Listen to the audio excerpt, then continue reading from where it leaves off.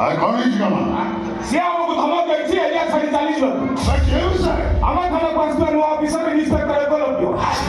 ସେ ହାରାମ ତାକୁ ଦିନେ କି ଦିନ ଏଠୁ ନ ବିଦା କଲେ ଆମ ବେପାର ସବୁ ବନ୍ଦ କରିଦେବ।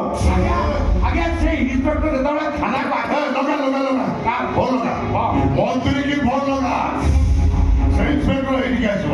ଶଳା ମନ୍ତ୍ରୀ ହେଇଛି ମନ୍ତ୍ରୀ ତା ମନ୍ତ୍ରୀ କରୁଛି କିଏ ବେ? ଏ କାକା ସରକାର। ଆଉ ଏ କାକା ସରକାର ଚାହିଁଲେ କଣ ହେଇଛି କାକା ବାବୁ?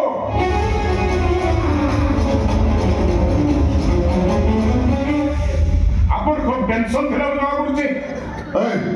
ଅଫିସର କିଏ ଆସିଛି ତାଙ୍କୁ ଭାଇ କଣ ହେଇଛି କହୁନ? କଣ ହେଇଛି କଣ? ତମେ ଜାଣିନ କଣ ହେଇଛି? ନାଇଁ କଣ ହେଇଛି?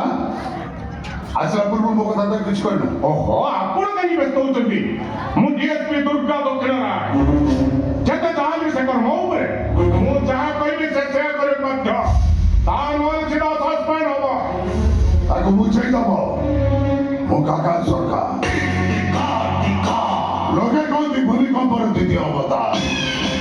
ହଁ କହିଲେ ବିରାଧର ଆଉ ନା କହିଲେ